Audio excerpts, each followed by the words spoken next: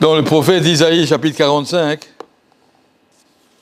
Akadosh Baruch Hu dit une prophétie à Isaïe, il lui parle sur le prophète Habakkuk, qui n'était pas encore né. Et il lui dit, Hoi, Rabbi Tzotro, c'est quoi ces gens qui se disputent avec le Créateur? Cheres et Tracé Adama, un petit Hayomar, Chomel Yotro Mataase, quelqu'un oserait dire à son Créateur, qu'est-ce que tu fais? Par Yadaimlo, tu fais Hoyomar le Hav Matolit. Qui c'est qui veut dire à son père, c'est quoi les enfants que tu as mis au monde? Ou le Ishamat Echilin, pourquoi tu n'en occupes pas? Aotiot, Shaluni Albanai, le poète Yodav Savouni. Il explique dans Rashi ici, Nitnabe Yeshayahu al Habakkuk, Isaïe prophétise sur le prophète Habakkuk, Shiatid la mort de l'Ikro Tagar Aloé Hatzachatosh Nebuchadnezzar. Habakkuk va poser des questions à Kadosh Baruch Hu. C'est quoi cette histoire que Nebuchadnezzar, il va rester, il va gagner, il va conquérir Nabucodonosor, tous ces pays et tout, et nous, on est où là-dedans? Tu nous as oubliés? Adana Hashem Shabbat, et Habakkuk qui dit Hashem, je t'appelle, tu ne me réponds pas.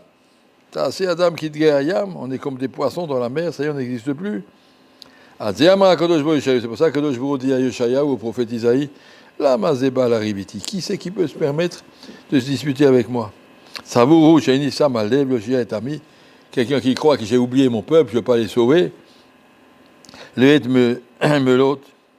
J'ai un programme, je sais pourquoi je dois les envoyer. Je sais ce que je fais, ne me dites pas pourquoi tu as fait ça. Qui c'est qui a plus pitié que moi? Banaï, Apoel, Yadaï, Seouni. Puis je suis là, il me s'attire à Kol. J'ai créé le monde pour eux. Tembanim, Savoti, l'Ikro, le Fanaï, Tagar. Krialechem, le Savot, Albanaï, c'est à vous de me dire quoi faire à mes enfants. Anikva Baratilem, Yeshua, Marshava, Shalta, le Fanaï. Anoria, Yotibetzek, Al-Koreshu, il explique, Akadosh Baruch Hu dit, j'ai déjà prévu le programme, j'ai déjà expliqué comment ils vont s'en sortir. Pourquoi vous posez des questions? On n'a pas le droit de poser des questions sur Akadosh Baruch Hu. Pourquoi tu fais ça? Il y a beaucoup de questions qui peuvent se poser, qui s'est passé aujourd'hui, il y a 2 semaines. Qu'est-ce qui est arrivé? Mais pourquoi c'est possible? Comment Hachem il laisse faire des choses pareilles? Il y a des questions. Et la réponse est, pose pas de questions. On ne pose pas de questions sur Akadosh Baruch Hu. On a le droit de prier, on a le devoir de prier, de demander à Kadosh Baruch Hu ait pitié, mais des questions, je suis sûr d'avance qu'Akadosh Baruch Hu fait le mieux qu'il peut pour notre peuple. Tov Hashem la kol v'rachamav al kol ma'asav. Et de l'autre côté, qui chol de rachav mishpat. Nous savons que tout est juste, tout est précis. Et Akadosh Baruch Hu ne cherche que notre bien. Quand on racontait au Chazon Ish la Shoah, il disait Akol chesed, akol rachamim. Tout ce qu'Hachem fait, c'est pas bonté, pas miséricorde. Alors, tu peux me raconter les horreurs, les pires que tu as vues. C'est cool, c'est cool. On ne sait pas, pose pas de questions. On pose pas de questions. On doit prier et pas poser de questions. C'est important à savoir. Et puis, effectivement, maintenant, on est dans une période de prière. Demain, à partir de demain, lundi, jeudi, les Ashkenazim, ils font des Tanit et des Slirot. Et surtout, je vais raconter une histoire. Hier soir, on a tous fait Birkat Alvana, tout le monde. Ashkenazim, Sfaradim, Chassidim. On avait une belle lune. Je vais raconter une histoire qui m'est arrivée avec Birkat Alvana, il y avait en 1900, je vais me corriger, à peu près 75, 73, 75, un avion d'Air France qui a été détourné sur NTB, au Ouganda. Et il y avait là-bas dans cet avion, à part tous les gens que je ne connaissais pas, il y avait aussi 2 personnes que je connaissais bien, le beau-frère de mon beau-frère et sa femme, ils étaient là-bas. Et puis, mon beau-frère, il m'a envoyé tout de suite à Ranana, chez le tzaddik de Ranana, Rabbi Yitzhak Ouberman de Ronoï-Ouacha. Dis-lui qu'il fasse quelque chose. C'était un grand tzaddik, il avait un corps de tefila, une force de tefila extraordinaire. Qu'il fasse quelque chose. Alors je suis allé le voir, l'avion était détourné un dimanche. Je suis allé le voir lundi ou mardi. Il m'a dit, t'inquiète pas, il veut rien faire. Bon, t'inquiète pas, on s'inquiète quand même. Et c'était angoissant, mais quand même, il veut rien faire. Et puis, je suis revenu jeudi. On est parti d'abord voir l'ambassadeur de Belgique, parce que c'était des Belges, mais personne. Et il a dit, on fait ce qu'on peut, mais on ne sait pas trop ce qu'on peut faire. Retourné jeudi le voir, j'ai dit, je t'ai dit qu'ils ne peuvent rien faire. Bon.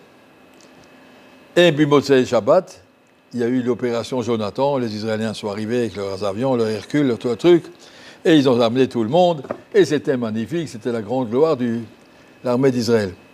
Et le dimanche après-midi, mon chavruta, un mot très grosse, est parti voir le Rebbe de Ranana, ma ravomera, si pour raser.